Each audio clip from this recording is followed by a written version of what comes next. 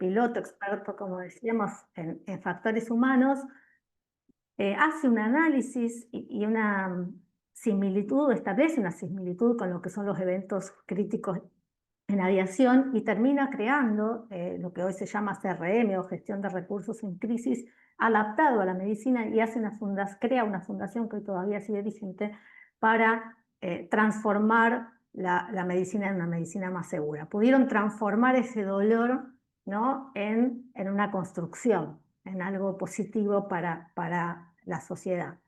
Y luego en la Argentina, Nicolás de Ana, que es un poco la figura bueno, por eso la ley lleva su nombre, muere en el año 2017 por un retraso diagnóstico de una meningitis. No vamos a hablar mucho del tema porque hay una causa judicial en curso y le damos respeto a eso. Y su mamá, Gabriela, abogada, decide llevar adelante este proyecto que hoy se convirtió en ley, ¿no? Entonces, qué importante ver atrás de cada historia cómo cada familia logra resolver su duelo y tratar de construir con esto. Bueno, acá están los tres: Josie, la menor de 4 hermanos, Elaine con su familia, y ahí está Nicolás con Gabriela, su mamá. Bueno, así también se escribió el primer tratado sobre eventos adversos, que fue El errar es humano, ¿no?, partiendo de 3 historias. Todos sabemos, y por eso esto lo vamos a pasar rápido, pero me parece que es una foto que no podemos dejar de mostrar, que la realidad en el mundo, a pesar de tanto trabajo y de tanto recorrido respecto de la seguridad del paciente, todavía la foto es dura. Sabemos que en el mundo, por lo menos en los países desarrollados, 10 de cada 100 pacientes que se van de alta se llevan un daño. Sabemos que esto solo para los americanos significa 300.000 muertes por año. Sabemos, y este número creo que es uno de los números, el 50% de evitabilidad no lo hemos podido reducir, o sea que la mitad de las cosas malas que pasan en las instituciones son evitables. Esto además tiene un costo millonario para el sistema sanitario, plata que se deja de gastar en buena medicina, lo que llamamos el costo oculto de la no calidad. Y esto también lleva digamos, a lo que hoy hablamos de prevención cuaternaria, que se hagan un montón de estudios que no son necesarios en función de una medicina defensiva, en función de una falta de medicina basada en la evidencia. Y en el mundo, las infecciones, las complicaciones quirúrgicas y las caídas siguen siendo las 3 primeras causas. La verdad, y esto lo traigo porque me parece que casi nos equivocamos con el proyecto de ley. Muchos años nos llevó a los que trabajamos en seguridad poder cambiar esta mirada histórica punitiva, donde ya en la época de los romanos al médico le cortaban las manos o lo mataban, ¿no?, si fracasaba en el tratamiento. Y bueno, y así llegamos hasta estos días. Y por suerte la mirada de la seguridad y la psicología cognitiva y personas como James Rison nos mostraron que la solución era otra, ¿no?, y que teníamos que trabajar en una mirada sistémica. Y esto nos llevó muchos años. En la Argentina, y bueno, vi que hay alguien de la red acá, hace un tiempo recién se crea la primera red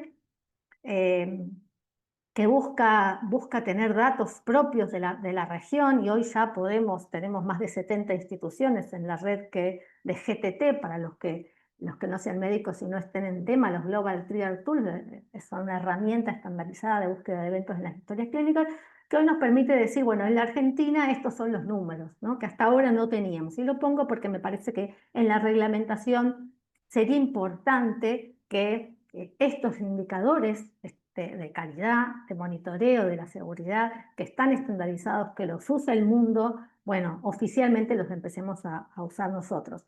También de la Argentina, hoy sabemos que de los reclamos judiciales por mala praxis, el 50%, el 48%, estas son estadísticas sobre 10.000 reclamos de los últimos años, tienen un riesgo alto, es decir, hubo fallas en el proceso de atención, pero tenemos un 50% donde más o menos, donde hubo un mal resultado, pero no necesariamente porque nos alejamos de las buenas prácticas clínicas, y Lo mismo sucede con la entidad. En el 40% de los casos, la entidad de ese reclamo judicial fue alta, o sea, el paciente tuvo un daño grave de la muerte, y en un 50% no.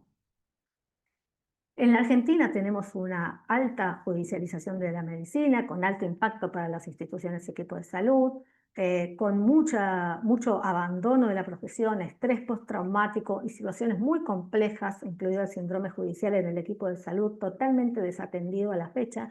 Esto genera mucha medicina defensiva, estudios innecesarios, pérdida de un quiebre en la relación entre el equipo de salud y el paciente y su familia, montos indemnizatorios sin tope y un déficit en la calidad pericial. Y esto hay que decirlo porque, digamos, es la frutilla del postre en la no calidad.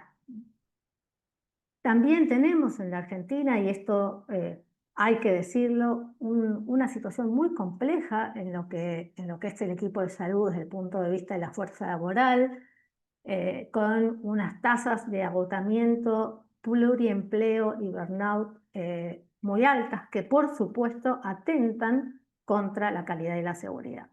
Entonces, esta ley era muy necesaria. Me acuerdo que la primera vez que me reuní con el diputado Fabio Ketlas para cuestionar el primer anteproyecto, una de las cosas que me dijo, bueno, pero ¿y ustedes qué hicieron hasta ahora? ¿Presentaron algo? Y bueno, la verdad que yo tuve que bajar la cabeza y decirle que no, porque no habíamos escrito nunca un proyecto nosotros. Pero hoy en nuestro país la certificación no es obligatoria, las instituciones no tienen estándares mínimos que garantizar, la protocolización es muy baja, la seguridad funciona en islas, salvo en excepciones. El Ministerio en este rol de calidad y seguridad todavía no tiene el impacto que queremos que tenga, no tenemos estadísticas nacionales, la currícula de muchas de las carreras sanitarias no incluye la calidad y la seguridad. Los profesionales sanitarios trabajan en un alto porcentaje en condiciones que distan mucho de ser las adecuadas. Esta es nuestra realidad y tenemos que saber en qué contexto, ¿no?, esta ley entra en vigencia. Y bueno, y tiene mucha importancia, pero este es el primer paso de muchos escalones que vamos a tener que transitar como sociedad para poder realmente tener una medicina de calidad y segura. El anteproyecto con el que al que yo tomo conocimiento en un Zoom donde me invitan para mostrarme el anteproyecto que iba a entrar a la Cámara de Diputados, tenía 4 artículos que modificaban el Código Penal. ¿Y por qué lo traigo? Porque me parece que es importante que todos sepamos que inicialmente esta era una ley con un fuerte contenido punitivo. Fíjense bueno, que Gabriela, por ejemplo, una de las cosas que decía, bueno, los médicos jamás van presos. Hay un vendedor de quiniela clandestina, tiene una pena de unos 5 años, y un médico que mata a una persona ¿no? O decía, por ejemplo, también que se propone la suspensión preventiva de la matrícula el día de la imputación, y ahora vamos a ver qué consecuencias tiene esto. Bueno, así nace el anteproyecto, ¿no? Con 4 artículos que formaban parte del articulado original. El primero proponía la tipificación específica de la mala praxis como un delito aparte, y subiendo las penas, haciendo una homologación a los delitos intencionales, ¿no? Al homicidio, por ejemplo, doloso o a las lesiones dolosas. El segundo artículo proponía la suspensión preventiva de la matrícula al momento de la imputación. Los que trabajamos como peritos sabemos que la imputación es una de las primeras acciones dentro del proceso penal, y que después de esto pueden suceder hasta 5 años hasta que llegue el juicio oral, y que quizás determine que el médico no tuvo responsabilidad, ¿no? O sea que tendríamos suspensión de la matrícula de un médico durante 3, 4 o 5 años antes de que se dicte la sentencia y de que se establezca si hubo o no responsabilidad en la lesión o en la muerte de ese paciente. El tercer punto del proyecto original era la creación de un registro público de médicos imputados. Acá estamos más o menos en la misma situación, ¿no? Médicos imputados antes de que se haga un proceso de instrucción que evalúe si ese daño que tuvo el paciente fue o no consecuencia de una mala praxis.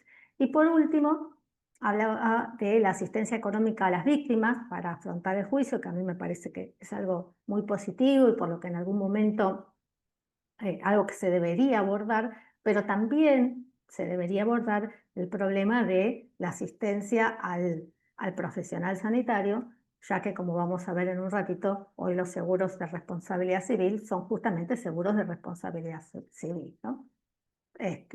No tienen contemplado necesariamente la asistencia económica en sede penal. Entonces, en resumen, este proyecto que, tenemos que decir, fue validado por especialistas en seguridad, o sea, Gabriela, cuando le acerca el proyecto al diputado, buscan algunos especialistas que acompañaron la redacción original.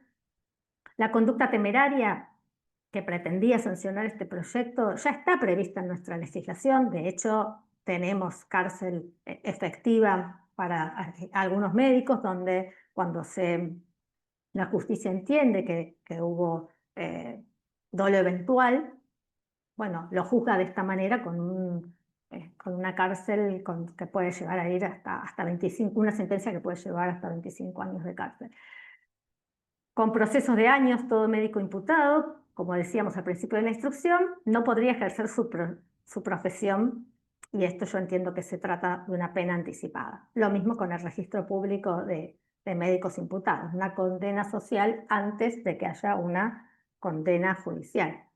Y bueno, y un poco lo que contamos de la necesidad de la cobertura también o del apoyo económico a profesionales que muchas veces tienen que hipotecar su casa para sostener los costos de una investigación judicial. Entonces, la verdad es que esta mirada tan punitiva para los que trabajamos hace tantos años en seguridad, nos parecía que después de haber logrado empezar a tener una mirada sistémica, hubiéramos cometido un enorme error como sociedad y hubiéramos aumentado esta brecha y este quiebre entre el equipo de salud y el paciente y su familia, cuando lo que necesitamos es hacer todo lo contrario, es trabajar juntos y en una misma dirección.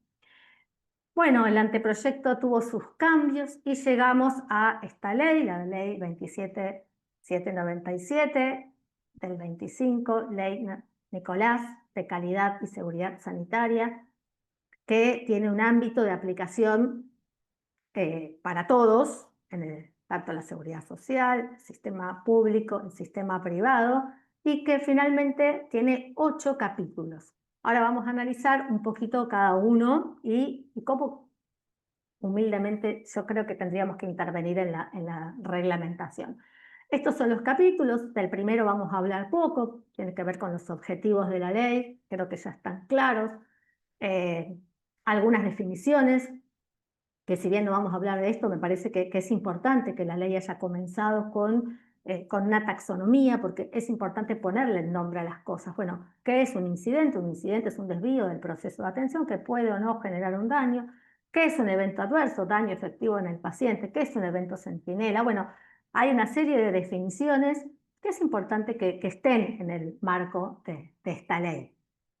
El segundo capítulo habla de los presupuestos mínimos de la prestación de servicios de salud, tema central, que creo que es donde uno de los aspectos más importantes donde va a haber que hacer hincapié y desarrollarlo en el decreto reglamentario. Registro único de eventos centinela, ahora lo vamos a ir desarrollando uno por uno. Lo mismo, registro único de sanciones e inhabilitaciones, certificación de la capacidad profesional, capacitación y evaluación a nivel nacional de las instituciones de salud, el rol de la autoridad de aplicación y la carrera hospitalaria. Bueno, dijimos que del capítulo 1 casi no vamos a hablar, solamente vamos a nombrar, creo que son enunciados, pero atrás de cada enunciado podríamos escribir 10 hojas, ¿no?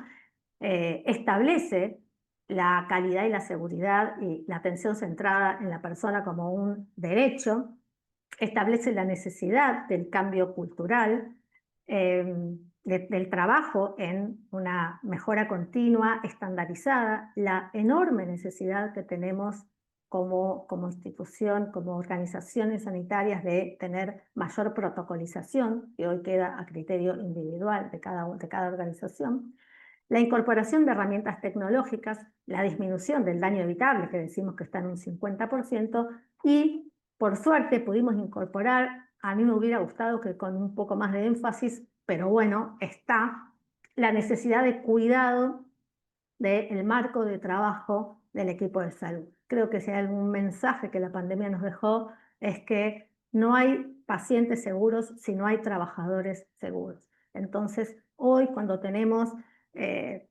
una enfermería con salarios muy bajos, con un porcentaje altísimo de doble empleo, con una carga excesiva de horas de trabajo, por dar un ejemplo de una de las profesiones, es difícil que esa persona pueda trabajar y pueda garantizar condiciones de seguridad.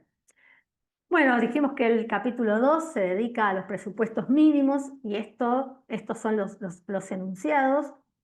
La estandarización del cuidado. Vamos a ver en el modelo que yo les traje de reglamentación cómo debería ser o cómo yo entiendo que debería ser esta protocolización centrada un poco en la dirección de calidad del Ministerio de Salud de la Nación.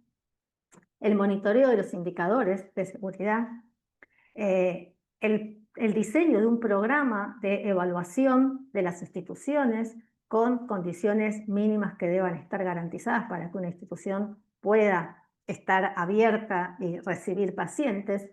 Hoy, con la epidemia que tenemos de infecciones asociadas al cuidado de la salud, por lejos el evento más frecuente, ninguna institución podría trabajar si no tiene un programa de prevención de las infecciones. Tampoco deberíamos poder trabajar si no tenemos un programa de reporte voluntario de incidentes con una mirada de cultura justa, que tenga un protocolo estandarizado de gestión. El rol activo de los pacientes en su cuidado, que decirlo es muy lindo, pero hacerlo es más complicado, pero tan necesario. Esta ley se enmarca en la ley 26.529, o sea que todo lo que la ley 26.529 de derechos del paciente establece como derechos, esta ley lo que quiere es, bueno, un poco reforzar y hacer realidad este concepto que tanto nos cuesta con el tema de la autonomía de la voluntad. La participación activa en la toma de decisiones y también en el cuidado, ¿no? En el cumplimiento de las pautas de cuidado. Introduce también la cuestión de la dotación, ¿no? Dotación adecuada a las necesidades y a la complejidad de cada una de las instituciones, la necesidad de un programa de prevención de la violencia hacia el equipo de salud.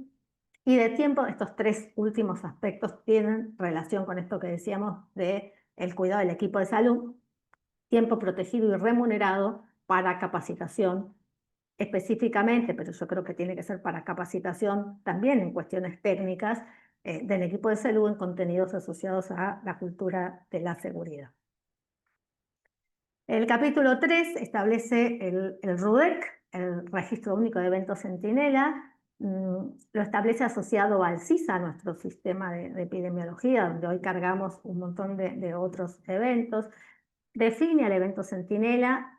Yo creo que acá faltó una palabrita, porque lo del daño temporal es daño temporal grave, porque no cualquier daño temporal es un evento centinela.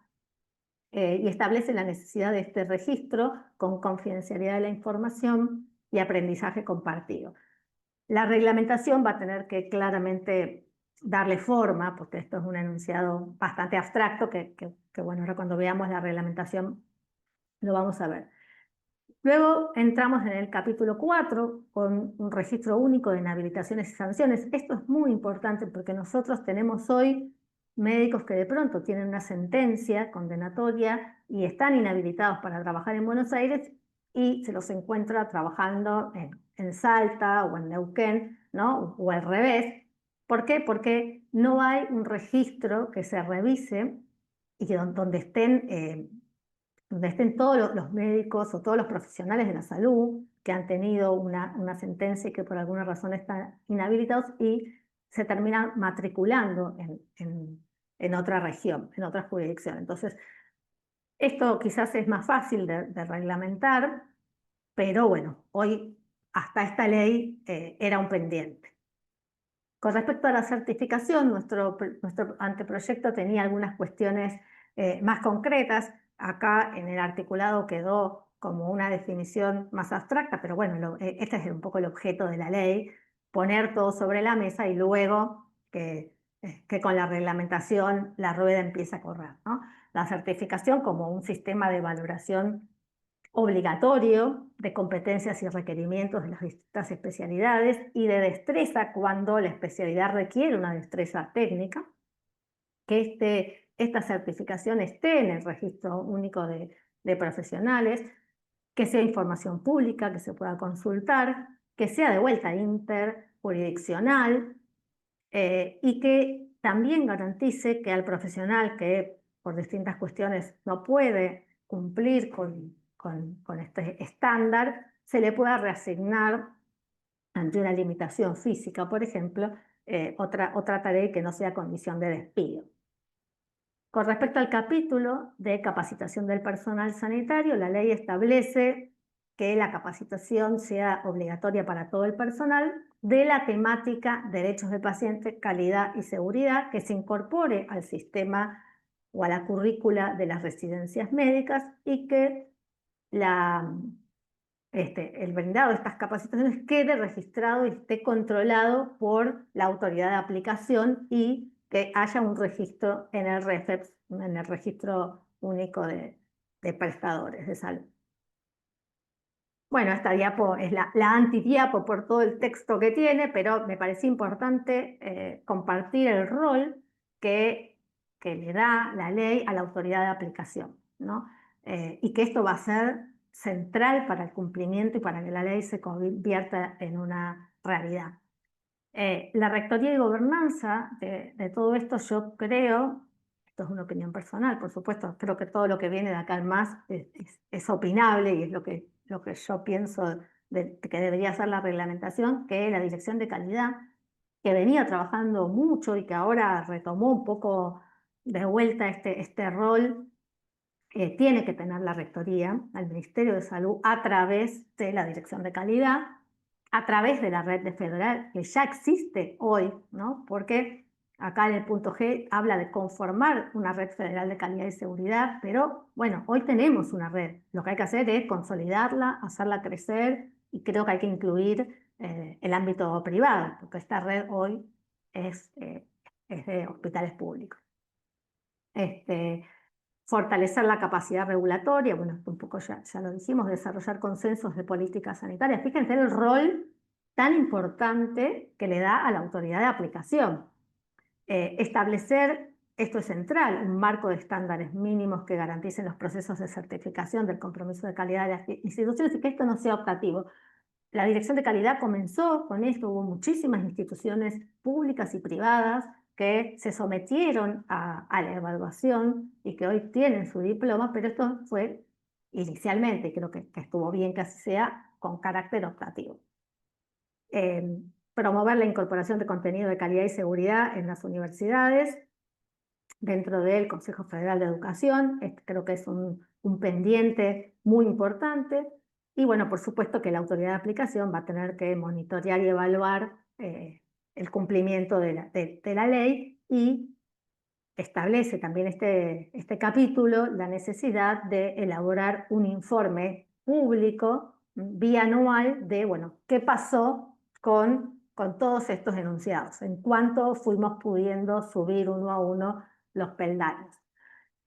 Va terminando la ley con la adhesión al Día Mundial de la Seguridad del Paciente como parte de la agenda de todas las instituciones a nivel nacional. Y acá terminamos con los enunciados de la ley, ¿no? Tenemos 180 días para la reglamentación. Vamos a ver entonces de los enunciados de la ley cómo hacer para que la reglamentación los baje a tierra y todo esto que la ley propone y que establece como obligatorio y que me parece que quedó bien plasmado en el texto de la ley, Bueno, ¿cómo hacemos con la reglamentación para poder bajarlo a la diaria de todos, ¿no? Dijimos que sobre el capítulo 1 no vamos a trabajar porque tiene más que ver con los objetivos y con las definiciones que ya todos sabemos, pero el capítulo 2 establece los estándares. Bueno, yo creo que esto tiene que partir del Ministerio de Salud, que todo lo que sea gobernanza y estandarización de protocolos de atención debería estar a cargo de la Dirección de Calidad del Ministerio. Y partir de ahí, digamos, en un sistema federal como el nuestro, a que las provincias adhieran y que los adopten. La dirección ya vino trabajando, todos muchos de los que estamos acá seguramente hemos trabajado con la dirección de calidad y se han estandarizado muchísimos procesos. Creo que este camino se inició, lo que hay que hacer es que sea obligatorio y que la rectoría la tenga la dirección de calidad. Y acá yo hice un listado de lo que me parecen los primeros pasos, ¿no? Habría que poner un plazo en la reglamentación para que las instituciones, en el plazo que establezca la reglamentación, tengan que tener un comité de riesgo y calidad asistencial, tengan que desarrollar una matriz de riesgo como herramienta de valoración dinámica de los riesgos de una institución. La matriz es algo, me parece que es una herramienta muy práctica, muy dinámica, que permite rápidamente tener un diagnóstico de cuáles son las cuestiones urgentes a resolver en el ámbito de una institución. Cada institución creo que tendría que tener la libertad de desarrollarla como lo crea más conveniente, adaptada a la cultura de su organización, pero me parece que es la herramienta estandarizada que deberíamos utilizar. Todas las instituciones deberían, en el marco de esta ley, tener un programa de reporte voluntario de incidentes, un programa de control de infecciones, y hoy no alcanza con los tradicionales programas de control de infecciones. Pongo mucho el acento acá porque me parece que hoy es la problemática que nos convoca a todos y tenemos, bueno, para los que están, quizás para los no médicos, los términos PROA y PROT no sean tan comunes para los que estamos en calidad, son el pan nuestro de cada día. PRO es el programa de optimización de uso de antimicrobianos y el PROT de metodologías diagnósticas, y me parece que esto hoy debería ser obligatorio, porque estamos en la era de la resistencia antibiótica, estamos en la era de quedarnos sin antibióticos, y me parece que es uno de los ejes que primero deberíamos abordar, que de hecho se está abordando desde el Ministerio de Salud, pero por supuesto hasta esta ley no tenía carácter obligatorio. Indicadores, bueno, también desde la Dirección de Calidad ya se había trabajado mucho en un set básico de indicadores obligatorios. La reglamentación puede incluir, establecer, bueno, cuáles serían y quién sería el encargado de evaluar la realización y el cumplimiento. Y por último, la obligatoriedad de contar con un programa de participación de pacientes dentro de lo que es el marco del Comité de Riesgo y de Calidad. Yo creo que este es uno de los aspectos centrales, ¿no? Poder establecer la obligatoriedad de todas estas cuestiones para que la ley tenga un marco práctico de resolución. Con respecto a la gestión del personal sanitario, bajándolo a la tierra, creo que hay que trabajar en el desarrollo profesional que incluya tiempo protegido para la capacitación. Claramente tenemos que trabajar en todo lo que es la psicopatología y el cuidado psicológico de nuestros equipos de salud. Esto tiene que tener carácter obligatorio. Establecer un límite máximo. Yo acá puse, digamos, lo que yo considero, que no necesariamente sea lo correcto, pero hay que poner un límite de horas de trabajo. Hoy tenemos provincias donde hay profesionales que están 5 días seguidos de guardia pasiva y a veces están 5 días seguidos sin dormir. Esto debería estar prohibido directamente, porque después pretendemos que ese médico no cometa un error grave, ¿no? El límite yo creo que debería estar en lo que dice el mundo, ¿no? Que entre 8 y 12 horas de guardia es lo máximo. El control de la carga laboral del sistema de residencias, un programa institucional obligatorio de prevención de la violencia, y quizás me atrevo a decir, y una pena agravada para la violencia contra el equipo de salud, y estrategias de gestión de las emociones y espacios de reflexión obligatorias como parte de los programas de calidad y seguridad. Bueno, con respecto a la evaluación nacional, de vuelta creo que la rectoría tiene que estar a cargo de la dirección de calidad. Creo que hay que fortalecer la dirección de calidad para que tenga herramientas para poder llevar adelante lo que se planteó en el anteproyecto como un programa oficial de evaluación nacional, de un diagnóstico de situación, ¿no? De dónde estamos.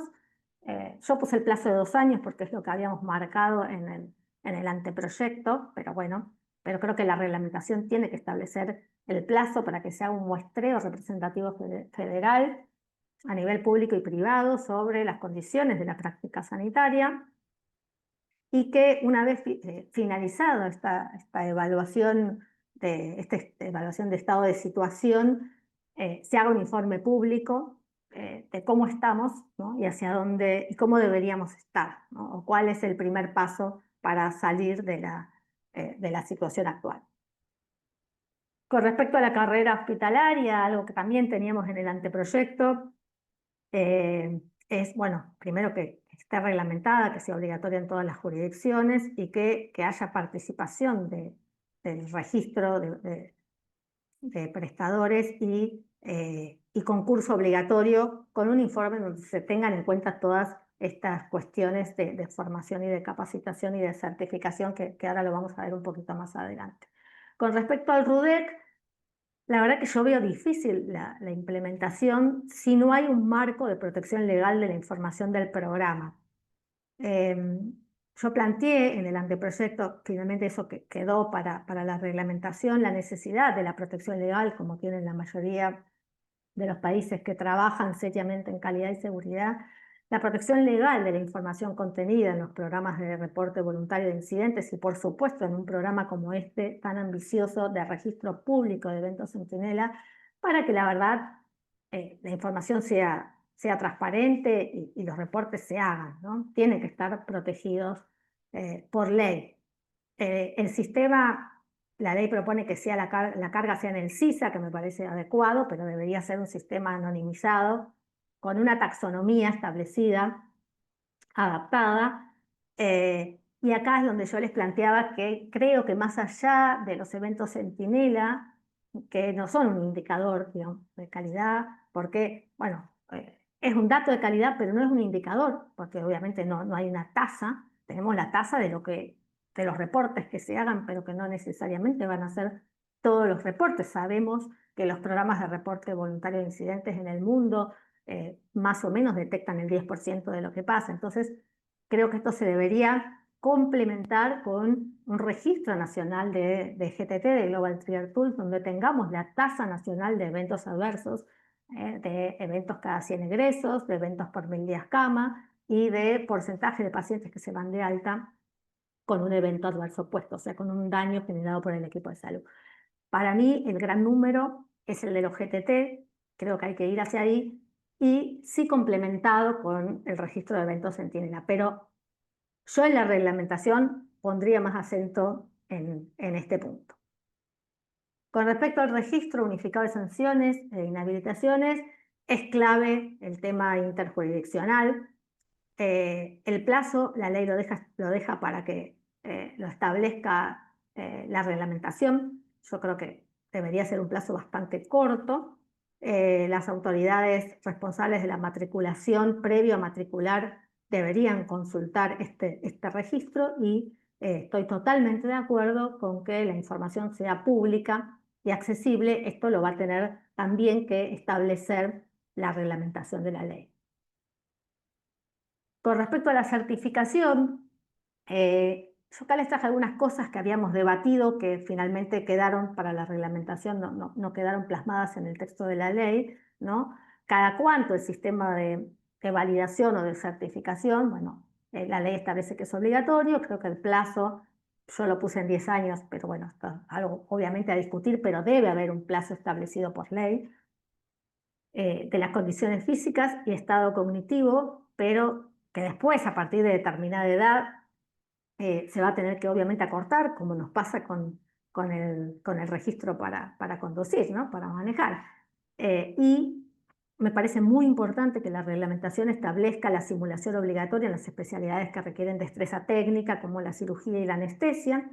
Las instituciones deberán requerir la certificación a los profesionales. Este punto también me parece que es importante, que todos los profesionales a la hora de la contratación tengan que estar certificados.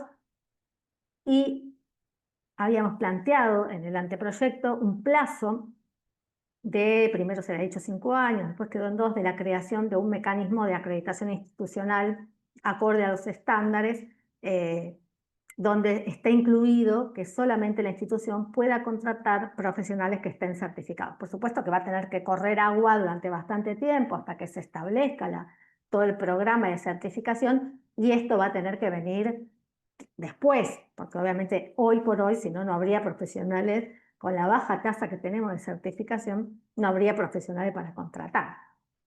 Con respecto a la capacitación del personal, yo creo que es algo que la reglamentación ya tiene que establecer como materia obligatoria en las carreras de grado y de posgrado. A mí me toca ser docente titular en la Universidad de El Salvador, donde la materia está en todos los años de la carrera de grado y en todas las carreras de posgrado de ciencias de la salud. Bueno, yo creo que esto tiene que ser así en todas las universidades. La Dirección de Calidad deberá implementar programas de capacitación continua, como en realidad como lo venía haciendo, para que esté garantizado el acceso, y desde los recursos humanos de las distintas instituciones, la reglamentación, a mi criterio, debería establecer un registro estadístico obligatorio de las capacitaciones, muchas ya lo hacen, realizadas por su personal. Con respecto a la semana de seguridad del paciente, la reglamentación probablemente va a plantear la obligatoriedad para todas las instituciones de hacer algún evento eh, relacionado con la seguridad en esa semana. El desarrollo de actividades públicas, que también ya se vienen haciendo, pero bueno, que ahora esté, digamos, plasmado en una ley, es muy importante. Y jornadas interdisciplinarias como las que tuvimos hace 1 o 2 años, que también nos hicieron el primer Congreso Argentino de Calidad y Seguridad. Algunas reflexiones para terminar, y después, si quieren, lo abrimos un poco a debate. La seguridad, no hay duda que tiene que ser un tema de agenda prioritaria. Hoy en la Argentina hay muy poca información estadística que nos permita tener un diagnóstico de situación. La gestión se da bastante en islas, por iniciativas individuales. Creo que haber puesto en la ley la necesidad de una estadística nacional es muy importante. Está claro que un modelo centrado en lo punitivo hubiera sido un enorme retroceso de trabajo en seguridad y de los pocos avances que hemos logrado alcanzar. Está claro que es un problema complejo y sistémico, y no es que porque tengamos una ley vamos a pasar a tener un sistema de salud seguro, pero es un paso que era importante, trascendente y necesario. Esta es la primera iniciativa, queda un enorme camino por recorrer, y creo que es trascendente la participación de los que lideramos la seguridad en nuestro país para que la ley comience el camino de algo constructivo. La seguridad atraviesa de manera transversal a todo el sistema sanitario, desde la formación hasta el liderazgo, la cultura, los procesos. Así que la mirada debe ser sistémica, y acá me parece muy importante introducir a la justicia, porque si después, digamos, a la hora de dictar una sentencia no se tiene en cuenta, y esto yo tuve la oportunidad de decírselo a muchos jueces en una charla, no se tiene en cuenta si esa institución trabaja o no por la calidad. Es lo mismo una infección asociada al cuidado de la salud en una institución que tiene un enorme programa, que se mata por no tener infecciones, que una que no hace nada. No, no es lo mismo, pero muchas veces en la justicia termina siendo lo mismo. Entonces, también a la hora de evaluar la praxis médica es muy importante, y yo lo pondría como obligatorio dentro de lo que es la actividad pericial, que se tengan en cuenta todos los procesos de atención en relación a la calidad y a la seguridad, porque recordemos que el 50% de los eventos no son evitables. Entonces es trascendente distinguir cuáles lo son y cuáles no. Y hoy vemos que muchas veces, injustamente, sobre todo las instituciones, no tanto los profesionales, terminan condenadas por lo que se llama el deber de seguridad, como una obligación objetiva, donde no importa los medios, sino el resultado, y entonces si ese paciente tuvo una infección, pero la institución le dio la profilaxis antibiótica, tenía un sistema de higiene hospitalario importante. En el caso particular, todo se cumplió. Bueno, yo creo que la sentencia no puede ser la misma, ¿no?, que en aquella institución que no hizo nada para evitarlo. Entonces, este es un punto digamos, que sería el último paso, que la justicia también tenga, no pueda, tenga que tener en cuenta todas estas cuestiones. Y bueno, y una frase para terminar, y después, Diego, si te parece, abrimos a las preguntas. Bueno, esta es una frase que yo uso hace mucho, pero me parece que está tan vigente, ¿no? La medicina hace 30, 40 años, cuando yo me recibí, era bastante simple, seguramente poco efectiva, poco basada en la evidencia, pero relativamente segura. Hoy tenemos una medicina muy compleja, bastante más efectiva, pero también potencialmente dañina y capaz de generar daño. Bueno, muchas gracias por este ratito. Gracias a DECRA. Muchas gracias, Mariana. Muchas gracias, muy claro. Acá tengo un par de preguntas. Les voy a pedir a todos, por favor, que las preguntas las hagan en el chat, identificándose con nombre e institución.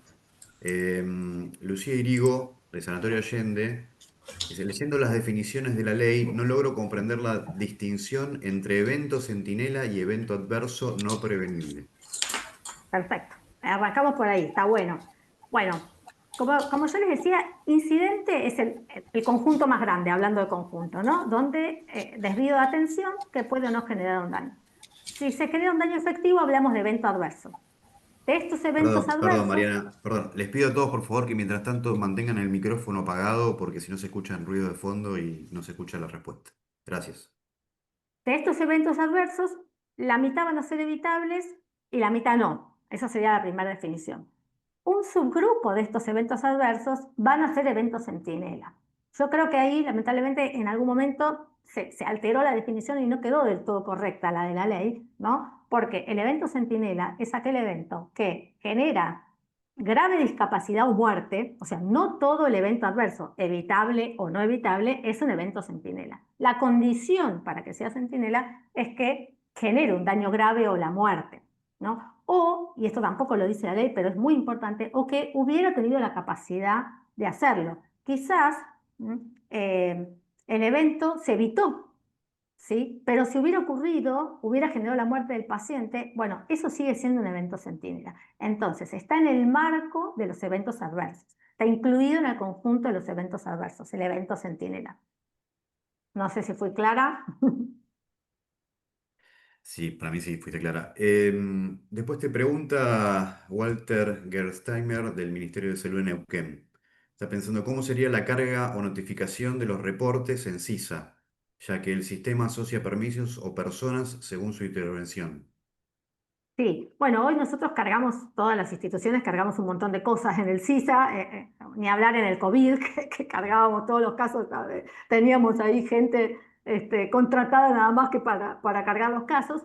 Bueno, la ley hace el enunciado, yo creo que la reglamentación tampoco va a decir exactamente cómo, pero habría que abrir una solapa nueva en el CISA para la carga de estos eventos y por eso yo decía que primero hay que establecer una taxonomía, una clasificación de qué cosa, de cuál vamos a usar. Hay bastante taxonomía internacional que podríamos adaptar, ¿no? Y bueno, a partir de la carga, los resultados deberían estar anonimizados para que las instituciones se animen a cargar, porque si no nadie va a cargar nada, ¿no? Entonces me parece que, pero debería ser la carga con los usuarios como los tenemos hoy en el CISA, que todas las organizaciones tienen varios usuarios para la carga, deberían establecerse usuarios para la carga específica. El CISA permite, vieron, usuarios que pueden entrar a una parte o a otra, entonces, bueno, usuarios que puedan entrar específicamente a la carga de eventos Centinela.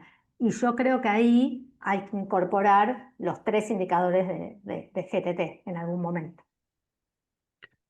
Perfecto. Mariana, Gustavo Borello te pregunta, ¿crees que tendremos una medicina defensiva y sobre prestaciones? Creo que hoy tenemos eso.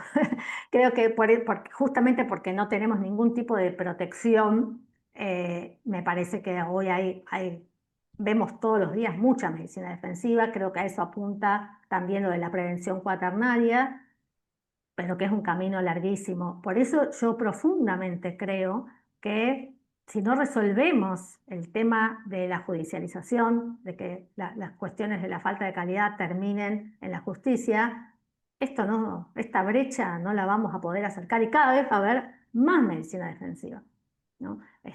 Creo que ese es uno de los principales debates que como sociedad nos debemos, ¿no? Y acá los jueces también tienen un rol importante. Gustavo también te pregunta si hay posturas de los colegios médicos provinciales.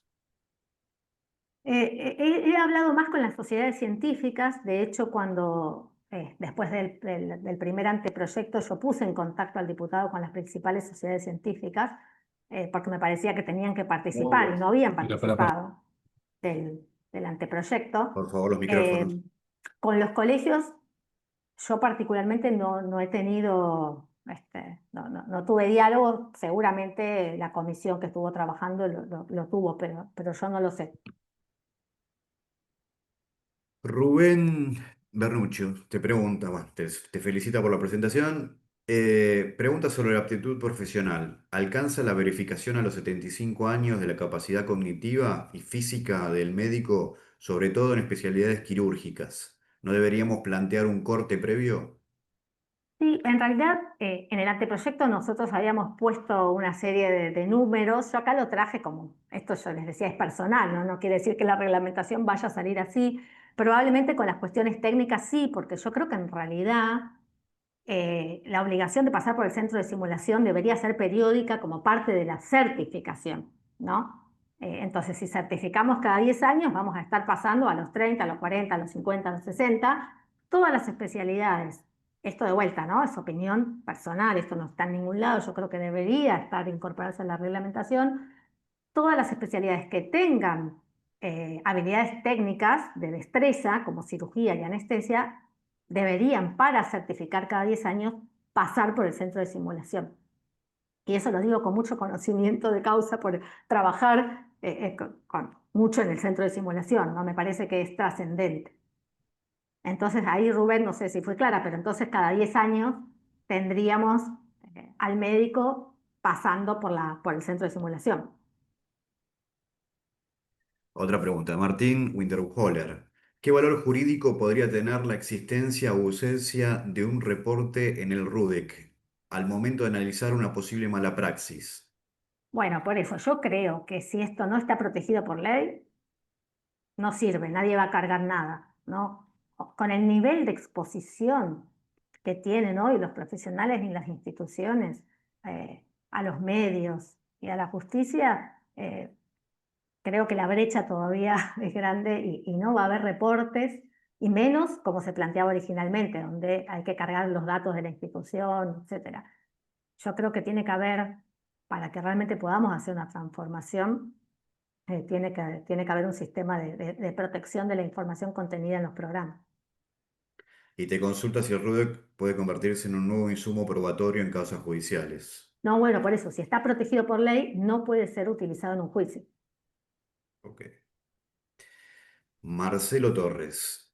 ¿Cómo ves el impacto que puede tener la aplicación de la ley en la cultura del reporte, perdón, que hoy sin ella es difícil de gestionarla? Yo creo que la cultura del reporte pasa por otro lado, ¿no? Pasa por lo que las organizaciones logren construir como cultura de la seguridad. Eso ninguna ley lo va a cambiar, ¿no? Y tiene que ver con la formación de líderes que en cada institución, esto es lo que tratamos de hacer en las diplomaturas de todos los que tenemos diplomaturas de seguridad, formar líderes que puedan desarrollar el cambio cultural. El cambio cultural es el que tiene que ver con los reportes. En el programa de reporte de incidentes en anestesia, que es el otro programa que yo dirijo, que tiene 8 años, cuando arrancamos, el 30% de la gente se animaba a dar su nombre, ¿no? Yo pongo este dato porque es interesante. 70% reportaba anónimamente. Hoy 8 años después, con mucha cultura generada, casi el 80% de la gente pone su nombre y apellido. Dice, me equivoqué y soy Juan Pérez, ¿no? Y quiero ayuda. Ese fue el cambio cultural. Bueno, esto es lo que tenemos que desarrollar en las instituciones de salud, pero esto requiere presencia, compromiso, tiempo, confianza, ¿no? Y eso no lo va a dar una ley, lo va a dar el cambio cultural, que es el gran desafío que tenemos. Pero lo que sí debería dar la ley es proteger la información contenida en estos programas. Perfecto. Bueno, no hay más preguntas, hay muchas felicitaciones por tu charla y por tu labor en la seguridad del paciente. A ver, esta ley ya está en el boletín oficial, como cada institución continúa sobre, cada instituto de condiciones sobre su aplicación, RUDEC, instrumentación de evaluaciones, etcétera. Hasta que no esté la reglamentación, no está el cómo, ¿no? Esto es como la ley de derecho del paciente, ¿no? Tantos enunciados, pero bueno, el decreto reglamentario nos vino a decir cómo lo hacemos. Ujú. Les doy un ejemplo de la ley. La 26.529 dice, el paciente es el dueño de la información, tiene derecho a la información. ¿Qué hacíamos con eso? El decreto dice, las instituciones tendrán 48 horas para poner a disposición una copia que el paciente retirará con tal condición. Nos dice cómo, ¿no? Bueno, acá lo mismo. Esta ley tiene muchísimos enunciados complejos, profundos, que el decreto reglamentario le va a empezar a dar forma a cómo lo llevamos a la práctica diaria, ¿no? Perfecto. Bueno, si quieren hacer una última pregunta, son todas felicitaciones, Mariana. Muchas gracias, excelente presentación. Bueno, te están felicitando. Bueno, yo les agradezco a todos la presencia, fue clarísima y muy enriquecedora la charla, Mariana, muchas gracias a vos. Gracias. Y bueno, nos vamos a estar viendo, la charla va a quedar grabada, la vamos a estar publicando en la web y en redes para los que no pudieron presenciarla. Así que muchas gracias a todos y los saludo y los despido. Bueno, gracias a todos y bueno, con muchos nos estaremos viendo. Un abrazo. Seguramente. Bueno, muchas gracias. Hasta luego.